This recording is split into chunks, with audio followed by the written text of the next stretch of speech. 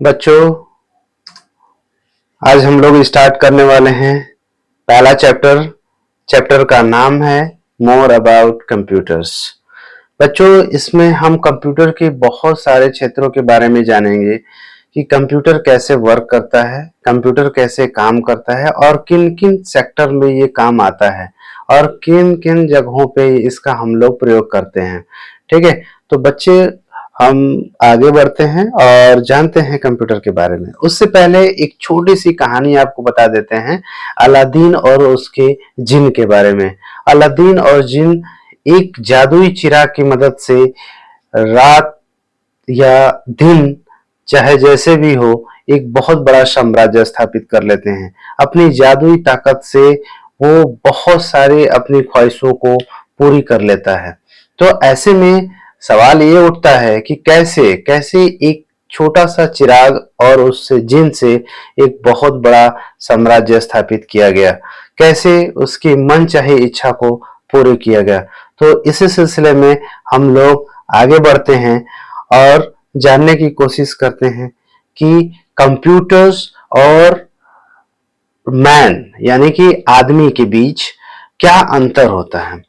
तो बच्चों, इसमें हम लोग आगे बढ़ते हैं तो कंप्यूटर एक साफ सुथरे शब्दों में अगर बताया जाए तो ये होता है कि कंप्यूटर एक मशीन होती है जो बहुत ही आश्चर्यजनक काम करके दिखा देती है। यानी कि जो चीज हम लोग अभी सोचे भी नहीं रहते हैं और जो चीज अभी करने को सोच रहे होते हैं वो ऑटोमेटिकली जो है पूरी तरह से हमारे सामने वो कार्य करके दे देता है और बहुत ही फास्ट तरीके से, बहुत ही स्मूथली तरीके से। तो इसी सिलसिले में हम लोग आगे बढ़ते हैं और देखते हैं कि कैसे कंप्यूटर बहुत फास्ट काम करता है। जैसे उसकी स्पीड, एक्यूरेसी, वो सब कुछ बहुत बेहतर होता है। जब कोई व्यक्ति कंप्यूटर पे काम कर रहा होता है तो वो जितने भी बड़े से बड़ा कैलकुलेशन होता है वो क्षण भर में उसको यानी कि पल भर में उसको कंप्लीट करके दे देता है। ठीक है, तो कंप्यूटर की स्पीड वो आम इंसान की जगह पे वो बहुत ज्यादा फास्ट होती है। इसी सिलसिले में आगे बढ़ते हैं, देखते हैं कि कंप्यूटर नेवर मेक्स मिस्टेक्स। मतलब कंप्यूटर कभी कोई भूल नहीं करता है। यानी कि जिस तरीके से जैसा हम लोग इंफॉर्मेशन, जैसा इनपुट देते हैं, यानी कि जैसी हम डाटा कंप्यूटर को प्रोवाइड करते हैं उसी हिसाब से वो काम करके दे देता है। यानी कि वो कभी कोई भी मिस्टेक अपने से नहीं करता। जैसे हम लोग अपने डाटा को प्रोवाइड करते हैं, कंप्यूटर उस हिसाब से उसको हमारे सामने प्रस्तुत कर देता है। आगे बढ़ते हैं। Computer never gets tired. Computer कभी भी थकता नहीं है। कंप्यूटर के थकने का मतलब ये होता है कि जब तक उसके अंदर इलेक्ट्रिसिटी बनी रहती है, यानी कि बैटरी बैकअप बना रहता है और उस पर हम लोग काम करते रहते हैं, वो तब तक करता रहता है, वो थकता नहीं है। इंसान को तो अगर कोई काम दे दिया जाए कुछ पल के लिए तो वो कहीं ना कहीं थक कर बैठ जाएगा, कुछ समय के लिए आराम करने लगता है। लेकिन कंप्यूटर कभी भी थकता नहीं है, वो निरंतर कार्य करता रहता है। ऐसे में एक और बात आती है कि कंप्यूटर नेवर गेट्स बोर। वो कभी बोरिंग फील नहीं करता है। जैसे अगर एक इंसान को यानी कि एक आदमी को अगर एक व्यक्ति को अगर कहा जाए कि वो काम एक ही काम को 2 बार 4 बार करे तो वो बोरिंग फील करने लगता है। लेकिन यहाँ पे कंप्यूटर एक ही काम को कितनी बार जी आप जितनी बार चाहें उतनी बार काम कराइए, वो बोरिंग फील नहीं करेगा। ठीक है, तो ये अंतर होता है कंप्यूटर और किसी व्यक्ति के बारे में। और आगे देखते हैं कि कंप्यूटर नेवर फॉरगेट्स। कंप्यूटर कभी भी कोई भूल नहीं करता है। यानी कि उसकी प्रोग्रामिंग इस तरीके से सेट की गई रहती है कि वो कभी कोई भी गलती कर ही नहीं सकता। क्योंकि जब कभी भी हम लोग अपने किसी भी डाटा को प्रोवाइड करते हैं, चाहे बड़ा से बड़ा कैलकुलेशन करते हैं या उसे एक के बाद एक और काम देने लगते हैं, तभी भी वो बोर फील नहीं करके सारे काम को कर देता है। तो आगे देखते हैं टाइप्स ऑफ कंप्यूटर्स। ये कंप्यूटर्स कितने प्रकार के होते हैं इनके बारे में हम लोग जानते हैं। तो सबसे पहला कंप्यूटर है होता है डेस्कटॉप कंप्यूटर। डेस्कटॉप कंप्यूटर देखो, एक इसको बच्चों समझने के लिए हम बता दें, डेस्क यानी कि जो भी जिस पे हम लोग काम कर रहे होते हैं, टॉप मीन्स ऊपर, डेस्क के ऊपर जब रखकर कोई भी कंप्यूटर काम किया जाता है तो उसको हम लोग बोलते हैं डेस्कटॉप कंप्यूटर। ठीक है, तो इस डेस्कटॉप कंप्यूटर को हम स्मूथली डेस्क पे रख के आराम से चेयर लगा के अच्छे से उस पर वर्क कर सकते हैं। तो बच्चों, अगर आप लोग के सामने डेस्क पे रखा हुआ कोई भी कंप्यूटर आपको दिख जाए इस तरह से स्टैंड के रूप में, तो आप लोग आसानी से समझ सकते हो। दूसरा है लैपटॉप कंप्यूटर।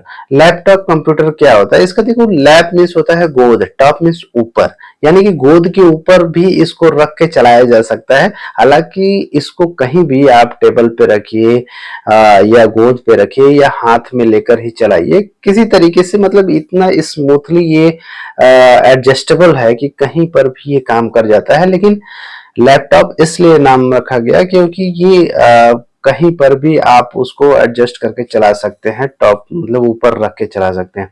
तो लैपटॉप डेस्कटॉप की अपेक्षा साइज में थोड़ा सा छोटा होता है, इस वजह से वो कहीं भी एडजस्टेबल है, वो कहीं भी काम कर सकता है।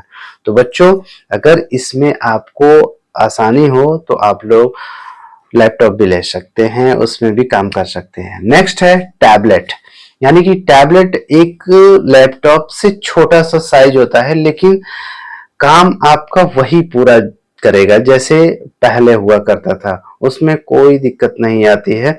यानी कि लैपटॉप हो चाहे डेस्कटॉप हो या आपका टैबलेट हो, सब में आप स्मूथली अच्छे से वर्क कर पाते हैं। तो ये भी एक प्रकार का कंप्यूटर है। नेक्स्ट है स्मार्टफोन। स्मार्टफोन यानी कि आज के युग में बच्चों सभी के पास, यानी कि आपकी मम्मी, आपकी पापा, सबके पास एंड्रॉयड सेट होते हैं या उसी को स्मार्टफोन कहते हैं। सभी बच्चे आप सभी जानते हैं कि हम लोग जब भी होता है जिद करने लगते हैं कि पापा मम्मी मुझे कार्टून देखना है, हम लोगों को मोबाइल फोन दीजिए। तो पापा मम्मी क्या है कि उस अपनी जो भी आपकी इच्छाएं हैं पूरा करने के लिए आपको मोबाइल प्रोवाइड कर देते हैं, आप उसमें कार्टून देखने लगते हैं, बहुत सारे रील्स देखने लगते हैं, तो आप उसमें बोरिंग फील नहीं करते। तो स्मार्टफोन भी आपका एक प्रकार का कंप्यूटर होता है जो टैबलेट से छोटा होता है और आसानी से उसमें हम लोग काम कर लेते हैं। नेक्स्ट होता है रोल्स ऑफ कंप्यूटर, यानी कि इस कंप्यूटर्स के कहाँ पर किन किन जगहों पे इसका एक्चुअल में यूज होता है। तो कंप्यूटर का यूज जानने के लिए सबसे पहले हम लोग जान लेते हैं कि ये कहाँ कहाँ यूज होगा। कंप्यूटर, अब तक तो आप लोगों ने 4 प्रकार के कंप्यूटर देख लिए। तो सबसे पहला होता है एट होम, यानी कि घर पे। घर पे भी बच्चे जो है कंप्यूटर पे कुछ सीखने के लिए, ड्रा करने के लिए या फिर कह सकते हैं कि गेम वगैरह खेलने के लिए यूज करते हैं। स्कूल में बच्चे जो है कंप्यूटर पे कुछ न कुछ नॉलेज गेन करते रहते हैं, जैसे टाइपिंग करने लगते हैं या पेंट पे कुछ चीजें बनाने लगते हैं, कुछ चीजें ड्रा करने लगते हैं। तो स्कूल में भी कंप्यूटर का यूज होता है। हॉस्पिटल में भी कंप्यूटर का यूज किया जाता है, खास करके कोई भी सीटी स्कैन हुआ या एमआरआई हुआ या हार्ट बीट आपको चेकअप कराना हो, सब में कंप्यूटर फीडिंग है। कोई भी ऐसा चीज नहीं है जहां पर आप कंप्यूटर से अछूते रह सकते हैं, यानी कि हॉस्पिटल में भी कंप्यूटर एक अहम रोल निभाता है। तो बच्चों, इसी सिलसिले में आगे बढ़ते हैं और आपको बताते हैं कि जिस प्रकार से हॉस्पिटल में कंप्यूटर यूज होता है, उसी तरीके से होटल में भी कंप्यूटर का यूज किया जाता है। आज देखिए बच्चों, कहीं पर भी आपके माँ बाप जो है सफर करके कहीं ले जाते हैं, तो होटल में जब स्टे करते हैं तो वो पहले से भी बुकिंग कर लेते हैं कि ताकि हम वहां जाएं तो कोई दिक्कत नहीं हो। तो हम जब भी बुकिंग कर लेते हैं तो हम लोग डायरेक्ट होटल पे रिसेप्शन पे जाते हैं और रिसेप्शन पे जाके वो अपना जो प्रिंट निकाल के लाए रहते हैं या जो भी हम लोग बुकिंग किए रहते हैं वो रिसेप्शनिस्ट को दिखाते हैं और वहां पे हम लोग हम लोगों को रूम मिल जाता है। ऐसे ही इसका प्रयोग जो है एयरपोर्ट्स पे भी कोई भी इंफॉर्मेशन लेनी हो या आपकी टिकट वहां पे चेकअप कराना हो या फिर कोई बोर्डिंग पास जनरेट करना हो, सारी चीजें जो है एयरपोर्ट पर कंप्यूटर के द्वारा होता है। तो आगे देखिए, जैसे हम लोग एयरपोर्ट पे ये सारे कंप्यूटर के द्वारा टिकट से लेके आपकी लैंडिंग तक, जहां से हम टेक ऑफ करते हैं उसके बाद लैंडिंग तक सारी प्रोसेस सब कुछ जो है कंप्यूटर के द्वारा हैंडल किया जाता है। तो बच्चों, इसी तरीके से जैसे आप एयरपोर्ट पे सारे कंप्यूटर्स की चीजें देख रहे हैं, उसी तरीके से रेलवे स्टेशनों पर भी ये चीज देखने को मिलते हैं। यानी कि जब कभी भी आप लोग को कहीं सफर करने जाना होता है ट्रेन से, तो आप महीने 2 महीने पहले भी आप ऑनलाइन जो है कंप्यूटर से टिकट बुक कर सकते हो और कहीं पर भी आप या तो किसी रिलेटिव्स पे जा रहे हो यानी कि रिश्तेदारी में जा रहे हो या फिर आप कहीं पर भी घूमने जा रहे हो, तभी भी आप टिकट बुक करके जा सकते हैं। नेक्स्ट है, आप जैसे कोई दुकान में यानी कि शॉपिंग मॉल हुआ, उस जगहों पर भी आप कंप्यूटर लगे पड़े हुए हैं, यानी कि आपको बस सामान लेना है और काउंटर पे आके उसका बिल पेमेंट कर देना है, यानी कि उसका पैसे पे कर दीजिए, वो आपको पूरी की पूरी कंप्यूटर से जनरेटेड जो है बिल निकाल कर दे देगा बच्चों।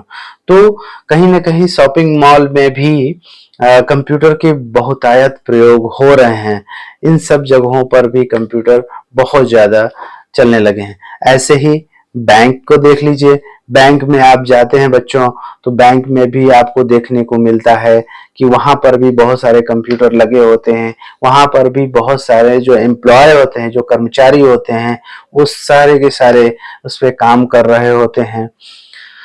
या फिर इसी तरह से आप एटीएम में भी जाते हो, तभी भी वहां पर भी एक कंप्यूटर के रूप में लगा होता है, जहां पर आप एक बार आप स्क्रैच करते हो और पैसे निकाल ले जाते हो। ऐसे ही आप लोग फिल्म वगैरह देखने जाते हो सिनेमा घरों में, तो वहां पर भी देखते हो कि एक बहुत बड़ा कंप्यूटर का स्क्रीन बना होता है, जहां से सारी चीजें हैंडल की जाती हैं। यानी कि अगर आप लोगों को फिल्म देखनी हो, बड़े पर्दे पर एक फिल्म देखनी हो सिनेमा हॉल में बैठ के, तो ऐसे में हम पहले उस टिकट बुकिंग करते हैं, यानी कि सिनेमा हॉल में जिस जो टाइमिंग हम लोग सेट करते हैं, वहां पे उस जगह पे जाके एक टिकट लेते हैं। अब उसके बाद ही उस मूवी को, यानी कि जो भी उसमें मूवी वगैरह लगाए जाते हैं, वो चीजें हम लोग देखते हैं। ठीक है, तो और आप लोग देख सकते हो कि कंप्यूटर हमें कितना, हमारी जो जिंदगी है, लाइफ स्टाइल है, कितना ज्यादा चेंजेबल बना चुका है। यानी कि पूरी तरह से हम चेंज इसमें महसूस करते हैं कि कंप्यूटर के हमारे आने से हम स्मार्ट वर्क करना जारी कर दिए हैं। ऐसे ही आप लोग किसी डिजाइनिंग के क्षेत्र में देखिए, जैसे न्यूज़पेपर हुआ, मैगजीन हुआ, ऐसे में हम लोग जो भी पहले पढ़ाई करते थे उसमें पूरी तरीके से नए नए तरीके से इमेज के द्वारा हम लोग पढ़ाई करते हैं। अब बात कर लेते हैं बच्चों डिसएडवांटेज ऑफ कंप्यूटर्स, यानी कि इसके क्या क्या नुकसान हो सकते हैं, इनके जो हानि है इससे क्या हमें नुकसान है। जैसे कि आई स्ट्रेन, यानी कि आंखों में बहुत ज्यादा दर्द होना, आंखों से पानी गिरने लगना, आंखों में दर्द होना, खुजली होने लगना, इस तरह की शिकायतें आती हैं। हेडेक होता है, यानी कि आपका सर दर्द करने लगता है, आपका जो साइट है, देखने की क्षमता है, वो बहुत ही कमजोर हो जाती है। कहीं ना कहीं आपको धुंधलापन दिखाई देना, आप चिड़चिड़ा महसूस करने लगते हैं और आपकी जो डिपेंडेंसी है वो पूरी तरह से डिजिटल हो जाती है।